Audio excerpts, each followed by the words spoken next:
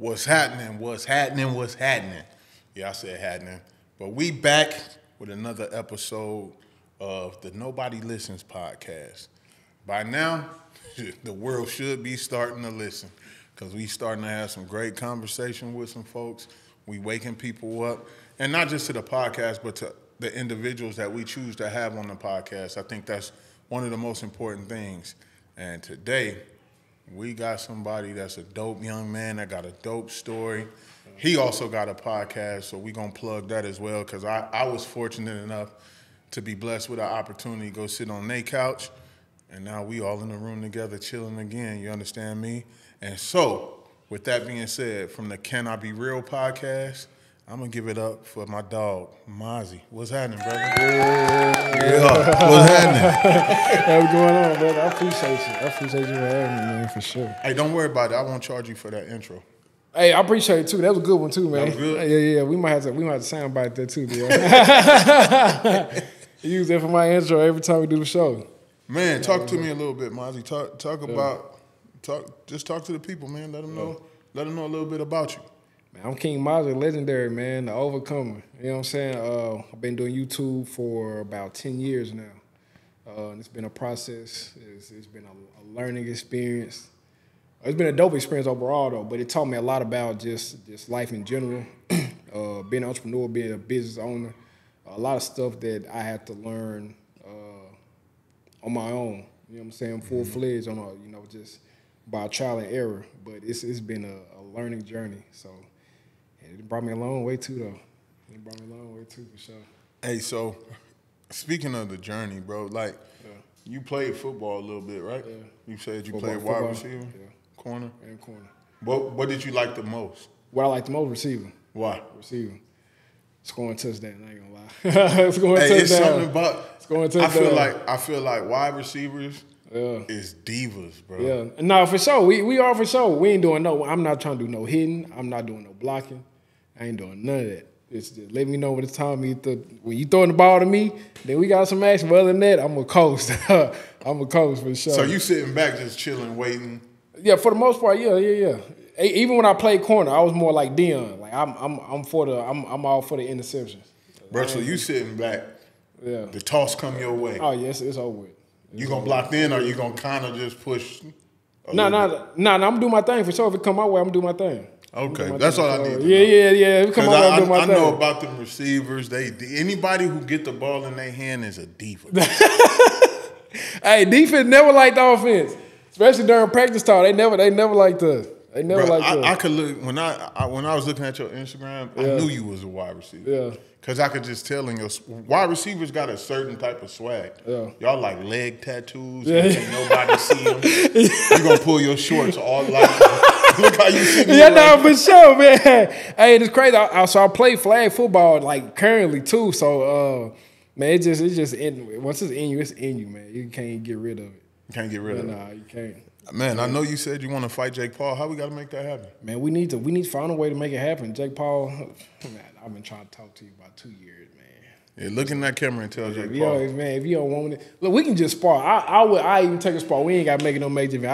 I'll take a spar, sis. Well, we gonna make this go viral, so I'm gonna look in this camera over here. For sure. Jake Paul, little bro Mazi said you don't want no smoke. You see how he's sitting there with his arms folded? He said you don't want nothing. You came to Texas and you fought the wrong person. You come get down some of this dirty rice down here. I'm trying to tell you. Okay, so now we did it. Yeah, no. So now he got to talk to you. Yeah, no, he got to. He got to now. Now he got to. He got to for sure. What's your secret weapon? That Mazi water? Yeah. Then I got my guy Alkaline Hour that got some secret juice that I use too. But yeah. See how the little shameless plug right there, that Mazi water. He said get your body right. I remember that from the podcast, bro. Hey, you gotta stay in shape. Got to, bro. It's a lifestyle too, though. Everybody always say you gotta stay in shape, and I said this on another podcast. I'm in shape. I'm round. Yeah, that's a shape. That's a shape. What I mean? So that's a shape. For sure. I don't have a dad bod. I got a father figure. You know what I mean? For sure. This is where I'm at with it. You know what I mean? I ain't gonna lie, but fitness, it just became a lifestyle, honestly. Like I said, when I left school, of course, I stopped sports. But it's like that what them coaches put in you, that shit don't never leave. So it just always stayed with me. But after a while, it do become a lifestyle. Do you feel like a coach is? Do you feel like they provide you with motivation, or do you feel like they do more impacting? More impacting. I feel like motivation. That shit it's like a high. You know what I'm saying? Like it'll make you feel good for that hour tops. But after you leave, or when that person leave, whoever that motivates you, and you back to dealing with whatever demons that you had before they talk to you. You know, that's something that I've been saying a lot, like, because people looking at my gram, people looking at what I do, and they're like, oh my God, you're a motivational speaker, you this, you that. And I said, nah, I don't want to be a motivational speaker. I want to be an impactful speaker. No, for sure. Because motivation come and go. No, but an impact. That's like different. Today, bro, swear. I opened my Instagram today, and a girl posted a video of me from 2017, and then posted a photo of me and her after the video and said, I met you in 2017, and you don't know how much you impacted my life. Yeah, that's different. And so when I read that, that validated my thought process behind motivation and being an impact. Right. Like, I feel the same exact way, bro. Yeah. You could motivate people, but once whatever you motivating them to go after is done and they didn't achieve it, it's over with. It's over with.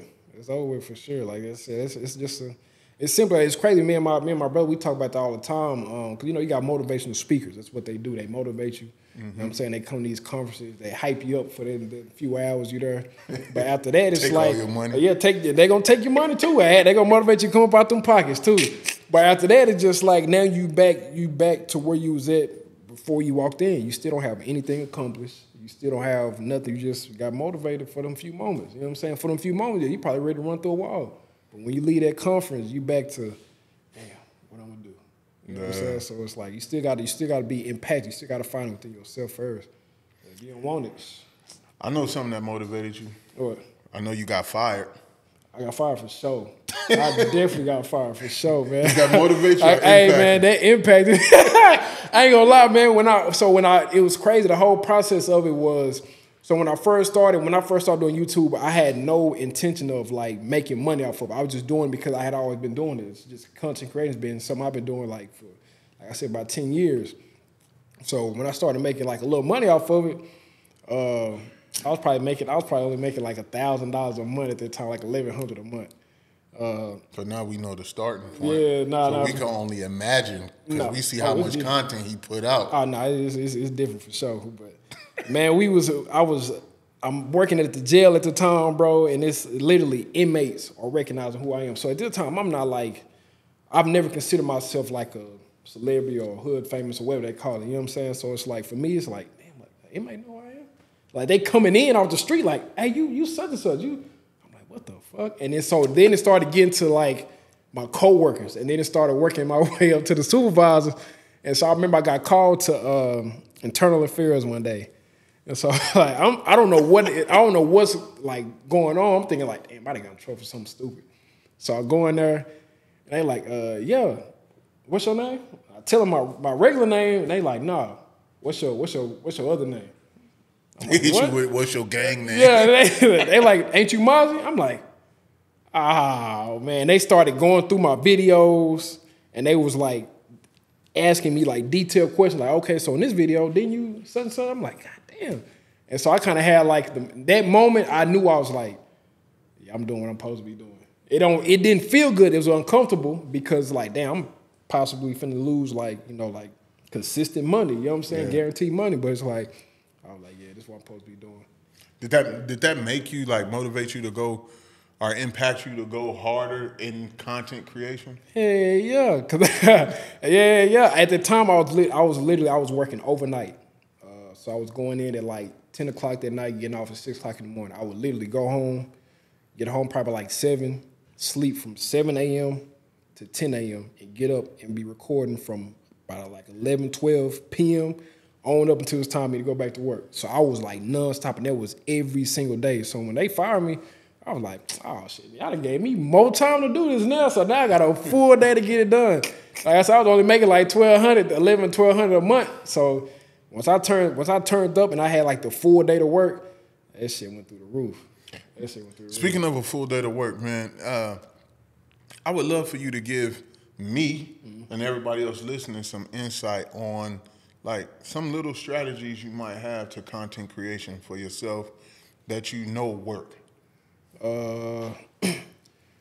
Man, but I can give like the basic generic answer, which is just consistency. I know everybody say that, but that's real life. That's real life. The life real, is if you ain't consistent in life, you ain't facts. gonna succeed in life. That's fact. But it is. Other than that, man, I think my biggest thing that really helped me was collaborations. You know what I'm saying? Because what this one guy told me, he said, man, it's always somebody that don't know you. No matter how big you get, it's always somebody that don't know you.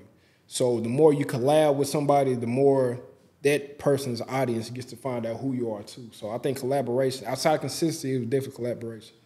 And I think collaboration is one of the biggest things that people miss. You know, like I said in the intro, For sure. I was blessed to jump on, you know, Can I Be Real podcast, and y'all treated me well. Yeah. Y'all knew a lot about me. And so for me to be able to sit down with you and have this opportunity, I know you one-third for sure. of the Can I Be Real podcast. Sure. But it's always great to see when brothers come together and make music and make things happen, just collaborate as a whole, because you typically don't see that from us. You don't see the collaboration world because we feel like it's a competitive sport and we don't want people in our lane, or we don't want people jumping in front of us. Yeah, and it's like, it ain't even that, bro. It ain't even that. So consistency, collaboration, and what would be another one? Finding your niche. I think the biggest problem that a lot of people have, they try to jump on what they feel like is a wave instead of creating their own lane, and understand that your own lane is what will create a wave for you. You know what I'm saying? A person wants to, when you making content, a person is tuning into you because they feel like they can relate to you. Mm-hmm. If you're trying to jump on somebody else's bandwagon and do what they doing, then your audience can't relate to you, because now they're going to say, oh, he doing what such and such is doing. So I can just go back and watch the original creator of this trend or whatever it is you following. So finding the niche would definitely put you, because you'll have more passion about it. When you find your own niche, you'll have more passion about whatever it is you're doing. You'll be able to come from a different place, you know what I'm saying, rather than doing it for just, I guess, monetary reasons or just to be noticed, pretty much. Yeah, you know, and I think that's so true. Like, so many people try to create moments within moments, not for sure, instead of creating movements. Not exactly within a moment. Not for sure. For sure. You know what I mean? That's fact. And it's like, I know we talked to you. It's like, man, just creating that content. Like, even for the podcast, like, y'all behind because you jumped in and created. For sure. So do you feel like, for anybody listening, is too much content a bad thing? Nah, it's not. That's what I was saying earlier. Like, I'd rather have too much content than not enough content, because you can always double up on week. And even when I was doing YouTube, it was times I was dropping twice a week.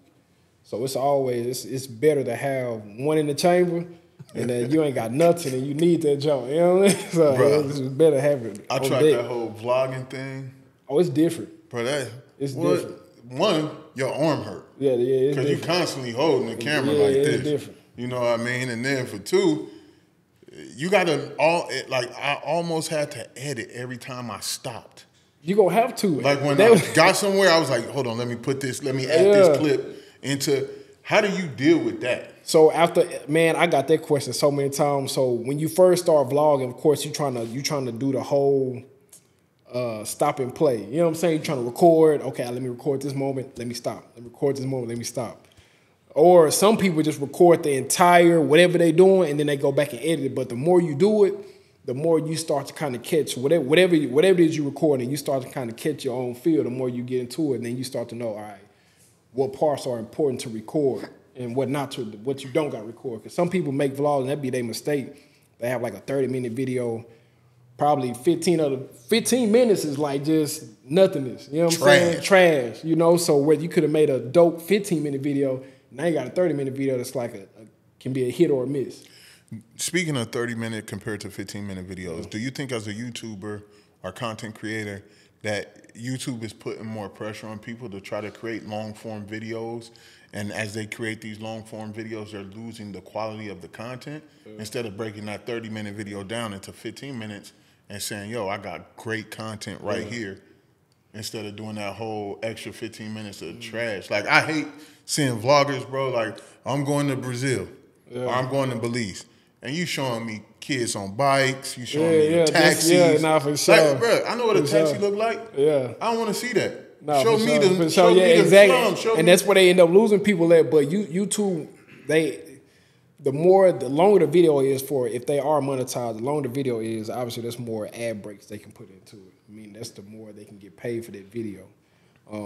Which also helps if they are a big YouTuber. Obviously, you're gonna have people that's gonna literally sit there and watch you. I don't care if you post an hour video, they will sit there and watch the entire thing. Now, if you just now starting off, I never recommend somebody go over 15 minutes because nobody gonna watch 30 minutes of somebody they don't know unless you on there like really doing something off the wall that just gonna catch somebody's attention for 30, 45 minutes. But if you just now starting off, I'll be like, man, look, keep your videos 15 minutes and under.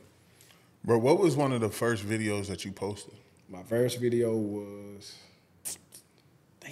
what was my first video? It wasn't impactful? Hell no. Hell no. My first ever video I ever made for YouTube? It's something. Man, the first ever video I made was me sitting I was in front of a green screen, and I made like a little motivational video. You know what I'm saying? That was the first I did. I made a bullshit-ass motivation video. And that was my very, very first video. Then me and Dion started making videos out of his garage. I was making videos, same thing, motivation videos.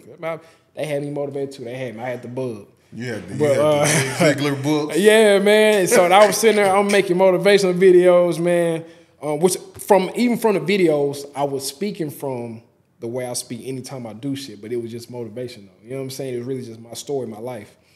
And then after a while, I stopped doing YouTube. I kind of let the shit go. And I picked it back up again, and I think I was recording. My next video was, I just joined this car club. And so that's where most of my content was centered around, like car content. And I think we was at some like little car meet, some bullshit car meet. And it was like my first video. And I didn't even have like no intention of making a video that day. I literally just got there. I'm just like, man, fuck it. I'm finna start back doing it.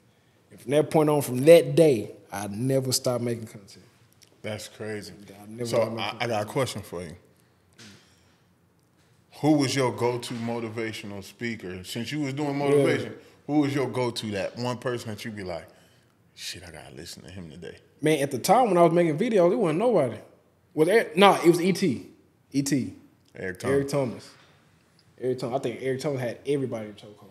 Hey, what? He put his... Never mind. He came in the game strong. His stories were impactful.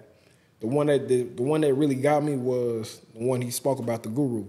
About the guru took the young kid into the water and held him underneath and told him, if you willing to breathe, if you willing to fight to breathe as much as you willing to succeed, you gonna make it. Yeah. Well, I think that one. I think some people probably ran through a brick wall listening to that. No, for sure, because I was one of them that ran through the brick wall. For sure. For sure. I was one of them for sure. And so from that point on, I just never stopped. All right, look, going back to the prison situation, bro. How was that? Like working in jail? Because look, when I was growing up, my dad, home girl, our dude, somebody told him that your son big, he should be a police officer and work in the jail. And at first I was cool. I was like, yeah, nothing. But they said the sheriff, I should be a sheriff. I was like, yeah, cool, no problem. Like, Then I thought about it, and my dad was like, you know, the sheriff's got to work in the jail or in the court. I was like jail? He was like, yeah, you got to be in the jail. I said, hell no. Like, I'm going to jail too. Like, every day I'm free for 8 hours, and I got to go right back to jail. And what you just said, that's an inmate told me that. They said, man, you in jail too. You just get to go home every night. I said, damn. Because you're in there for a nice minute. You're in there 10 hours. So you catching up. You learn how to speak sign language. Not even like real sign language, just jail sign language. They A, B, C. Because they be separated. So they talk through windows. But they talk, A, B. That means space. So that means go to the next word. Wait a minute, bro. Did you say this mean go to the next word? That mean next word. So I was like, hey, what? T. So that be what? I mean next word. You. So yeah, that's how they talking there, man. But these fools could get out of jail and be an NFL offensive coordinator. It's some intelligent individuals that be behind them bars. This dude said this mean next Word. That means Space bar. they come up, because you got all day to think and come up with stuff. Literally all day to think. So it's like, you got to understand, like, they come up with. What was the wildest shit you done seen in there? Man, I want no shower stories, though. Hey, man. Nah, hell no. No shower story. I think my first day, I was in a fight. I had to break up a fight. It's crazy. Going there, like I said, we in there. I'm in the night shifts, so for us, they only like moving around in the day room between 10 p.m. to like 12 a.m. 12 a.m. That's when we rack them off so they get ready to go to sleep type shit. I'm coming back to that go to sleep. Nah, shit. That shit crazy. But they tell a grown man to go to bed. Hey, it be some fights over there too. I ain't gonna lie. But first day, come on the floor. Soon we hit the floor. It's a fight. We got to break the fight up, and it's between what they call a 1, 2, 3 tank, which is the homosexual tank. So it's two, and I'm talking these motherfuckers big too. These ain't no little. they big, and it's between what would look like a gangster on the street, but he in a 1, 2, 3 tank, and then it's like a big ass homosexual guy. You know what I'm saying? I gotta be mindful of my words, but we break the fight up. Not trying to get canceled. Nah, for sure. No, we break the fight up, and so that we have to do like the little check, like, hey, do you need to go to the nurse? Then the homosexual guy, he was like, yeah, I need to go to the nurse. He just killed my baby because we was fighting. Now you can't by law you can't tell him that you're not pregnant. You can't. We have to walk him to the nurse and say, nurse, can you check to make sure his baby is alive still or whatever? Then the nurse has the authority to say, hey, you're a man, you're not pregnant type shit. Bro, I would have had to walk him to the psych ward. Man, say, hey, that jail, working at jail, I'm going to say at least 70% of the stuff they say about jail is true. The other 30 is bullshit. But 70% of it, that shit real.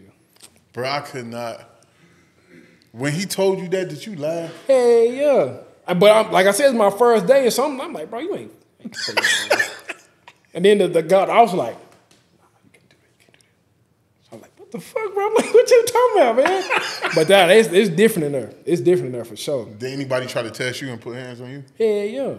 You had to fight? Hell yeah. Did you but lose? the thing with them, you can't. So by law, you can't fight them. You can defend yourself, like you can hit them back.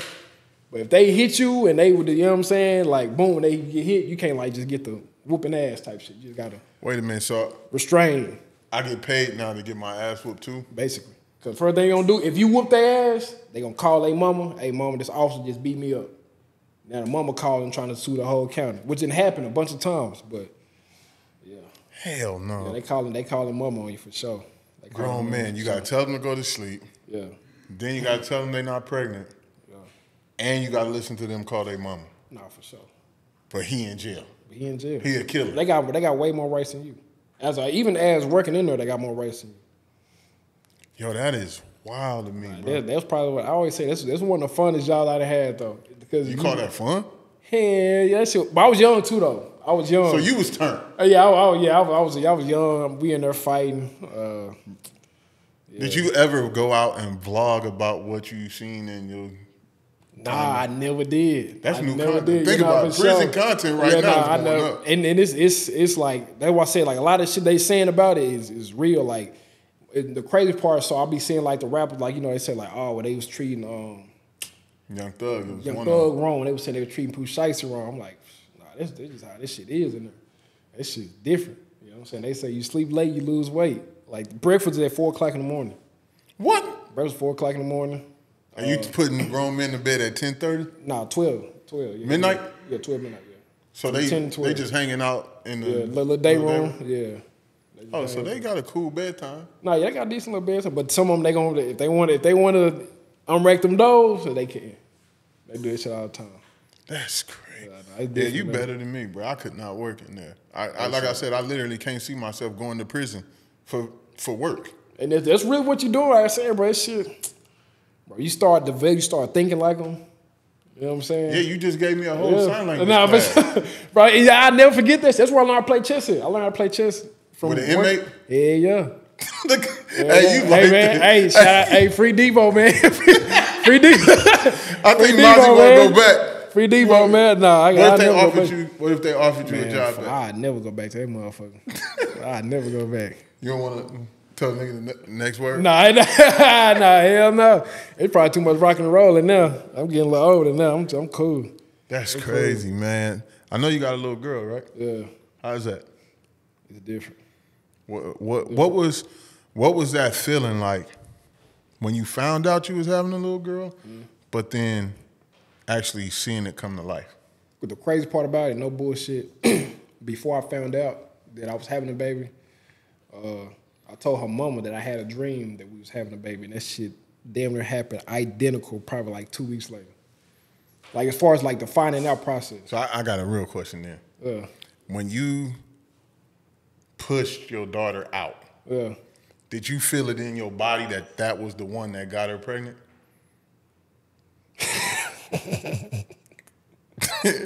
Look, you know. Hey, nah, the crazy part, so we was going off it was really an accident. My baby here on accident. She was an accident? She was an accident. You didn't pull out? That's not an accident. My mom say the same shit. Yeah, that ain't an accident. I'm like, Mama, I didn't have a baby. Did you pull out? I'm like, no. She's like, did you use a condom? I'm like, no. She's like, well, yeah, had that baby on purpose. I said, well, damn, man. Well, shit. I guess so. But, man, we was probably going off the app. You know, the app tell you your ovulation days and things. You trusted the app, bro? I trust the app, bro. I trust the app, bro. And didn't pull out. You know what my daddy said? Never give her the whole thing. Just give her half. Man. But you gave her the whole thing. The whole thing, bro. I couldn't even get out. Monkey was on that back. No, for sure. Now I gotta find you. She done whispered something in your ear. Yeah, you got caught up with that good whisper. Hey, man, I'm telling you, man, it's a couple things that get me, boy. Your ass in trouble. I ain't bullshitting. You rub that ear too long, oh, yeah, you in trouble. Oh, like y'all watching Netflix and you just sitting on the I already know what time it is. Yeah. You gonna get that Netflix, are you still watching? Yeah. I ain't bullshitting. Did you actually get to see your daughter be born? Yeah, we had to have a emergency C-section. So I watched them like cut her out. That was the worst shit ever, huh? Yeah. The smell of it? Yeah, it smelled like when you go to the dentist. And they drip. Nah, that shit, bro. I didn't like it. But she was awake the whole time because they gave her like the little epidural. Like seeing what they do to a woman, I was like, hell no, I did not like this shit at all. And then so when my baby came out, she wasn't crying at first. And so that shit kind of scared. I'm like, what the fuck? And so I'm seeing them like they trying to like get the stuff out of, like the rest of the fluid. Yeah. But they stick that motherfucker down there like, fam. I'm like, what the? I'm like, damn, bro. And so, but then I heard her start whining. I'm like, yeah, I'm like, cool. Cool. So long as I can hear her crying, she good then. But from that point on, bro, I was like skin to skin, my baby.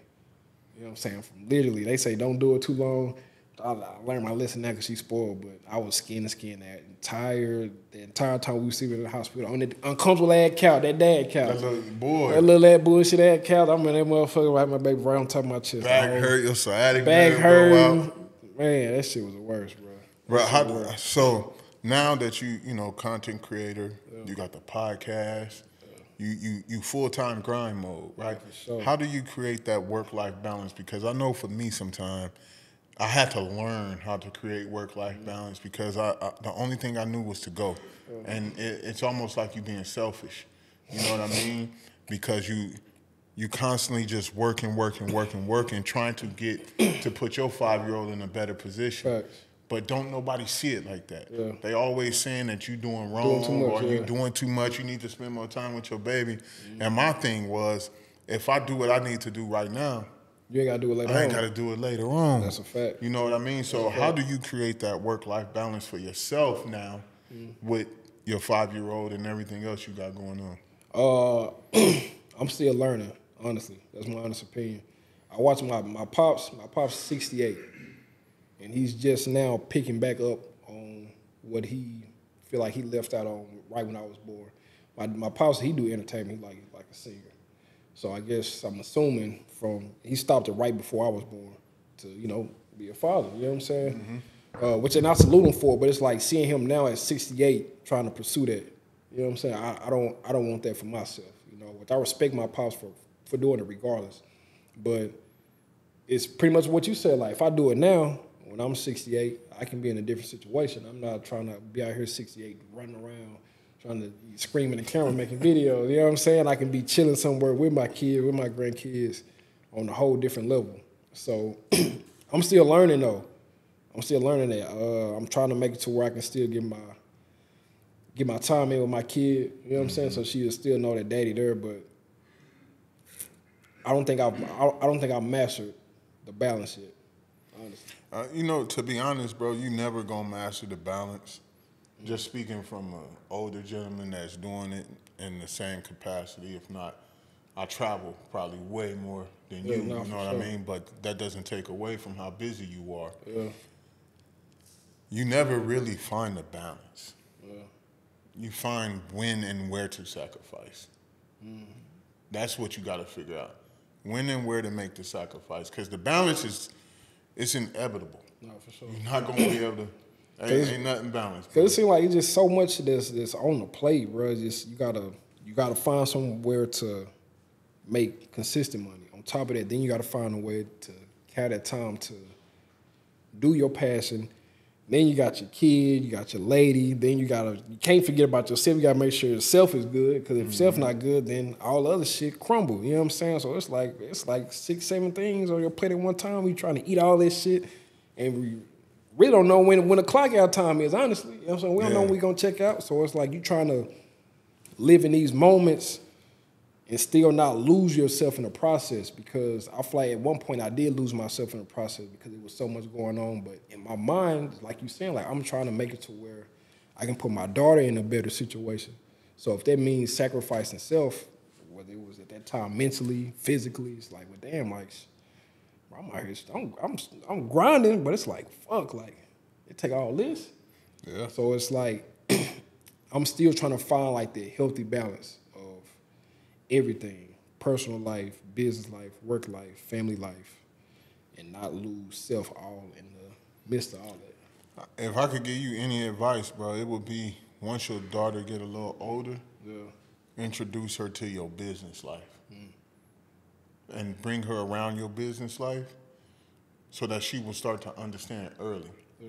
When daddy say he got to go handle business, that's the only image she got. No, for sure. Is of you handling business. For sure. I did that with my kids, and my kids definitely know, like when dad say he about to go get it, he about to go get it. Yeah, you know, and that was just something that I felt was right, because at the end of the day, if you don't tell your kids that, somebody else gonna tell your kid a bunch of bullshit about you. Yeah, no, for sure. You know what I mean? So it's always good to be able to be the one to tell them, show them, and live with them through it. You know what I mean? Because it just gives them a different sense of like what daddy out here really doing. No, for sure. Opposed to what people make you know for sure, man, for sure. You know what I mean? Your daddy ain't shit. Yeah. He left you over here with me weekends at a time. Yeah. Well, if your daughter know, no, for sure. She's gonna be like, man, my grandma full of shit. Yeah, cause man, my people in the beginning of it, my people, they didn't really, I didn't really have like a support system when I was first doing this. I was going against all odds with doing this content creating shit. Like, and I feel like I was at the time I was starting to do it. I feel like I was like years ahead of my time, really. But when I first started doing that shit, I didn't have absolutely no. My people was against this shit. You know what I'm saying? So it's like I had the real life battle to be in this position I had to battle every obstacle possible. You know what I'm saying? Was it because your people felt like this wasn't a real job? Yeah, no, for sure. But I understood. It took me a while too to understand their point of view. For the longest, when I was first doing, I was coming up. I didn't hate them for it, but I was like, I had a real life resentment, because it's like, well, damn, like, I ain't out here crashing out. I ain't doing nothing illegal. I'm not doing nothing to harm myself or nobody else. Like, this is simply, I'm just doing it because I have a passion for it. You know what I'm saying? Mm-hmm. I'm not doing it I'm not dishonoring my name or my people's name by me doing this. I'm not doing no crash dummy shit, none of that. So that's how I looked at it for the longest. But the older I got, I kind of matured a lot more. It's like, okay, well, cool. I have to understand. Like I said, my pop's 68, my mom's 66. So it's like they come from a completely different, you know what I'm saying, generation, where for them, it's all they know is go to school, get an education, get a good job, which was cool for that time. For me, it's like, I've always been a black sheep in my family. I'd have to do things differently because I always want different for myself. Like I said, for me, man, my pops worked for the water company. He was literally working 6-7 days straight. You know what I'm saying? Like 12-hour shifts. So it was a lot of times I was at home by myself at 5 years old, 6 years old, I'm at home by myself. You know what I'm saying? So it's like, if I can put myself in a position where, like you saying, at least I can have my daughter around me a lot more, then I'll feel like, cool. Now I'm working for something. You know what I'm saying? I'm working for time for myself and time for my kid. I got a real question for you, and this is going towards the education system, right? Because I feel personally that the education system does not teach our kids in a way to where they can grasp and enjoy school. Do you feel like content creation, digital creation should be a part of education now, since that's literally a new lane? It's a job. It's a job for sure. It's a career for some people. Do you feel like that should be taught in like the high school level? I think it should. I think it should definitely be a trade, if anything, because like that's just the way of the world now. I can't think of any major corporation that don't have some type of social media. Twitter, Instagram, Facebook, every major corporation, McDonald's, Disney World, Walmart, Target, they all have some type of social media now. So that is a form of that's a career. That's a real life career now. So I feel like everybody, especially in marketing, I feel like at least marketing, some type of marketing class should be centered around content creating. I believe that. I believe that because I think, like for me, I'm trying to get this finalization of barbering inside of a school district here in Texas. You know what I mean? I feel like we got these kids only play football, basketball, some play baseball, whatever, but most African American kids are either on the basketball court or on the football field. Right. And they only go to school for that period of time. For sure. Right? For sure. But I look at it and say, what if we put barbering in it? That'll take some pressure off the parents, because when they do get these scholarship opportunities and scholarship offers, the parents don't have to send them oodles and noodle money no more. Facts. They go to college with a scholarship. You know just as well as I know, a football player in college or an athlete in college, they can't have a job.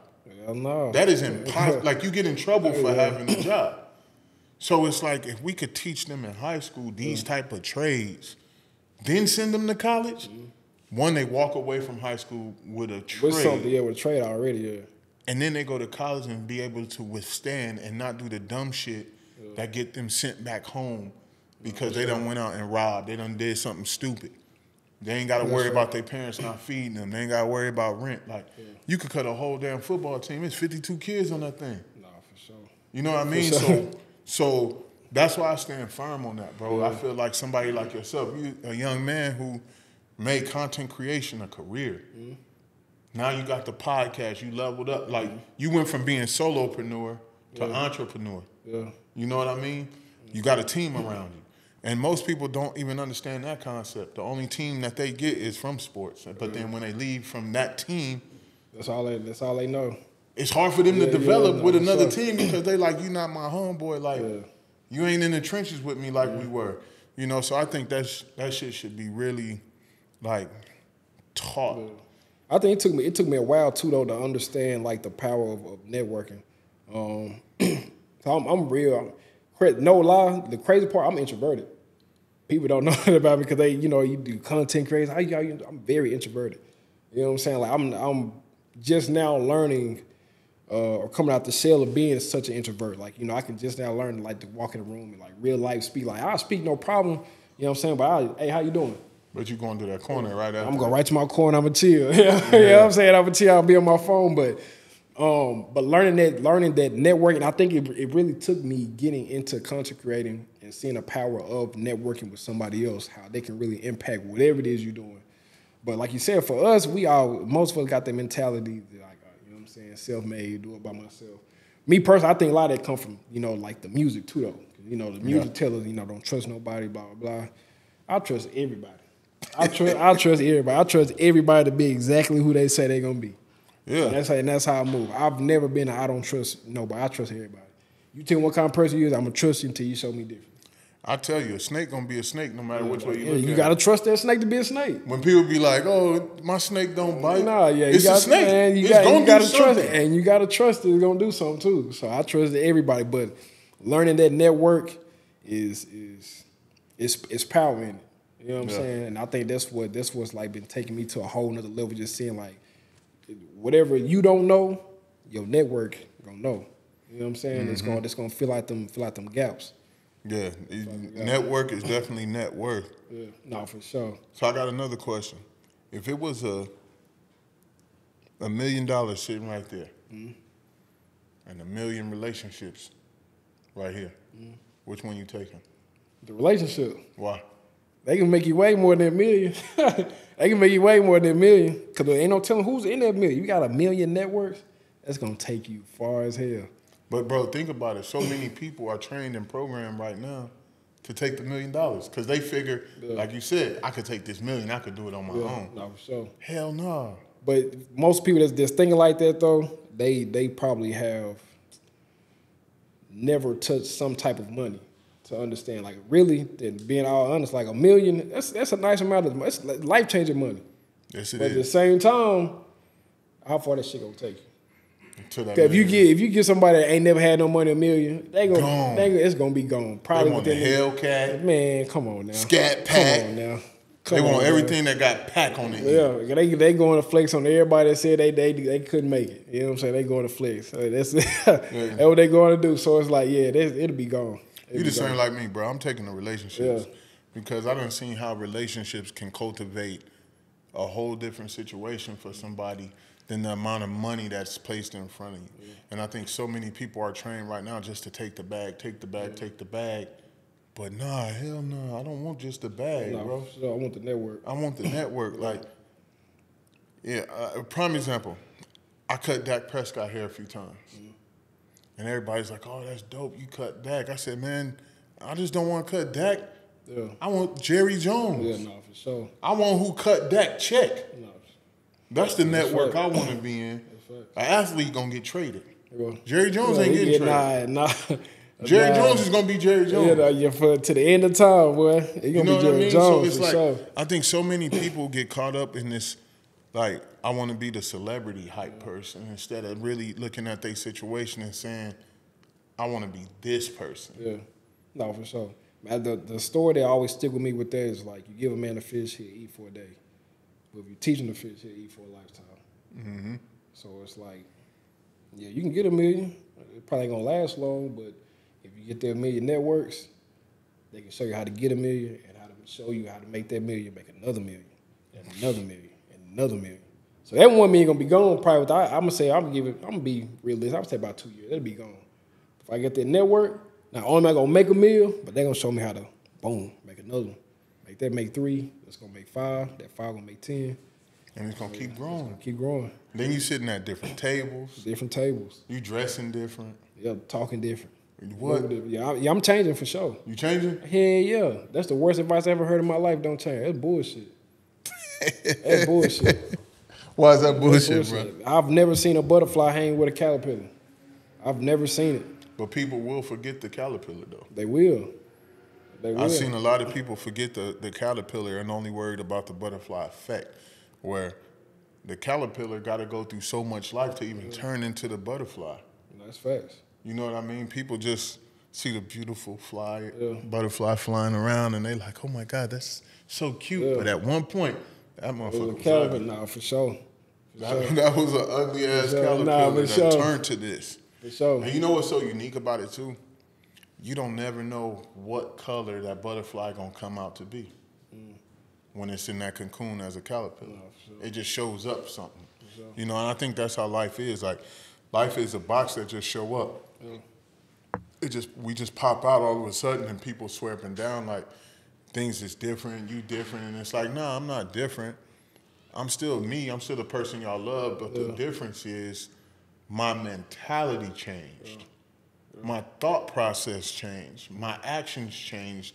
I became a better person to better myself and the people around me. Yeah. And I don't think people really see that, bro. They don't get that because, like you said, they've been programmed to say, you changed. They ain't supposed to change, yeah. And so with me having like the success I did, you know, you hear the celebrities say it's lonely at the top. Mm-hmm. And so before I was like into this content, I'm like, man, I feel alone. You supposed to take all your people with you. That's what you get rich, but take everybody with you. But the more you get up there, you start to see like, damn, you can't even really you can't move like that. There's certain places that you just can't go. You shouldn't go. There's certain people that you just can't talk to them. They gonna always be your people. You know what I'm saying? And they supposed to want that growth for you, but unfortunately, everybody not. Everybody can't go. Everybody can't. We were just talking about that. Literally in the car, we just talking about that. Everybody that come with you ain't supposed to go with you. Nah, bro, that's why bus got stops. Yeah.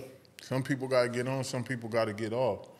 But the ones that sit in the back with you laughing and joking, 9 times out of 10, I don't want the dude that's sitting in front of us and turn around and laugh and joke. I need you right here on this one bench in the back of the bus that go off. For sure. You know what I mean? Like, for sure. And I had to learn that in my career and going the places I'm going. It is lonely at the top sometimes. Yeah. You are, most of the time, people like yourself, people like your brother Dean, y'all are the strong friends. Yeah. But nobody checks up on y'all because y'all the strong ones. And it sucks sometimes because even the strong friends need somebody. Man, say.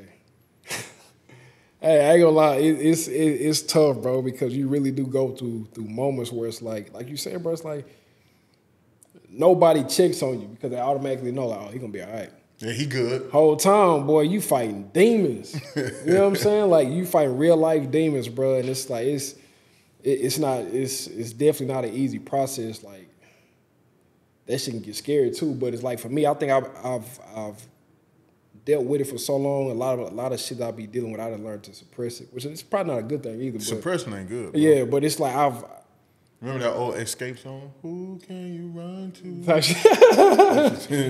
Well, now, bro, it's like, man, you over time you just learn how to adjust. Yeah. How to adjust. I used to be one to suppress, bro. Yeah. I can't suppress no more. What made you decompress? What made me? Yeah. Shit, my mama got a bad heart. My daddy got a bad heart. I don't want it. I used to carry a lot of emotional stress because I was the strong friend. So many people piled up. Now I choose when I want to hear it. I also choose who I want to hear it from. Because if it's somebody that I've been giving advice to over and over and over again, the same damn advice, and you calling me, man, I don't want to hear shit from you. Nah, for sure. You know what I mean? Because all you doing is, like, think about it. When you're trying to walk away from a situation, it's just pulling on the back of your shirt, and you always doing this. Yeah, no, for sure. That old Pinto that won't get in the gear. You know what I mean? Like, when you see that, that's what made me learn to just, like, bro, I put my phone on Do Not Disturb at 9 o'clock at night. I need to start doing that. It don't come back off till 8:30. I promise you, bro. You will find a sense of peace. My mama can't even get through to call me after 9 o'clock at night, and she know it. Yeah. She want to talk, she got to call me at 8:59. My dad know it, my sister, my kids, everybody around me that know my phone going to Do Not Disturb, they know they got to call other people around me to get in touch. To get to me because I'm not looking at my phone, bro. I don't, like, I had to find that peace because think about it. You always working. You're a content creator, so you always on go. So think about it. Your phone never stops ringing. That shit gets hectic. Yeah. It gets hectic, bro. And think about it. Somebody calling you at 9 o'clock at night, what they can't tell you tomorrow? That's facts. They're going to have to wait anyway. Yeah, that's facts. So it's like you train them to wait to talk to you the next day. And it ain't that you trying to not talk. You might have the energy to talk. But what about the days you don't have the energy to talk? Yeah. Those are the days that's why you programming them to not call you. Because you do have the days where you want to talk. And if that's the case, you could grab your phone and look at it to see who called you. Yeah, no, for sure. Respond, call them back or whatever. But then it's the days that you don't want to touch it. You ain't got to. I need to start doing that for sure. Yeah, bro. I'm telling you, find what time works for you. Yeah. 9 o'clock is a great time. Yeah. I could watch all my cop shows. You know, I could do my old man shit. Yeah, type shit. Yeah, sit on my couch. Cops be lit too, though. No, I don't be watching cops. I be watching like Body Cam, First 48. I don't want to be interrupted when I'm watching that stuff. Yeah. That's like, good reality TV Yeah, right there. no, for sure. It First teach you how not to first end 48 up where you different. work. Yeah, no, for sure. First 48 different, boy. I ain't bullshit. First 48 the truth. Yeah, so man, Mazi, I appreciate your time, brother. And as we close this up, bro, Yeah. I just want to pour into you and let you know, dog. Take that time for yourself. Put your phone on Do Not Disturb. Start making an impact on your own life, and getting your piece. You're a young man that's doing a lot of things and moving in a lot of directions. You're gonna have a lot of people that's gonna keep tugging on you, because they trying to ride the coattail to the next level with you. So find your peace, bro. Don't chase this money, chase happiness. No, for sure. Money when you find happiness, money right with happiness. They riding co-pilot with each other. You know what I mean? So many people chase money and never find happiness. So I'm going to encourage you to chase happiness and not the money, and watch how much more peaceful you find yourself. Man, look at your camera right now, dog, and tell people where to find you. Man, y'all can find me on Instagram at I am King Mazi, M-A-Z-I, or you can follow me on YouTube at King Mazi. And you can also, you want to hear me talk, you know what I'm saying, talk some more shit, man, go to the podcast, man, Can I Be Real Productions on YouTube and on Instagram. Come check us out. Appreciate the big homie again, man, for having me on the couch. Yes, sir. Man. I appreciate you, man, for sure. Yes, sir. It's a good one for sure. Yeah, this gonna do something in the YouTube world. Nah, for sure. So I'm gonna look at this camera right here, and I'm gonna just talk to the camera real quick. Yeah. The name of the podcast is Nobody Listens. And the reason why we named it Nobody Listen, because the world is full of people that got two ears. They hear you, but they ain't listening to shit you say. But they always want to look and watch what you do, but never come up to have a conversation and actually hear you and listen to you. So that's why we named this podcast Nobody Listen, to hopefully that if nobody listening to you, at least you know there's nobody listening to you. So with that being said, I hope you enjoyed the episode. Stay tuned for the next one, and we out. Yes, sir.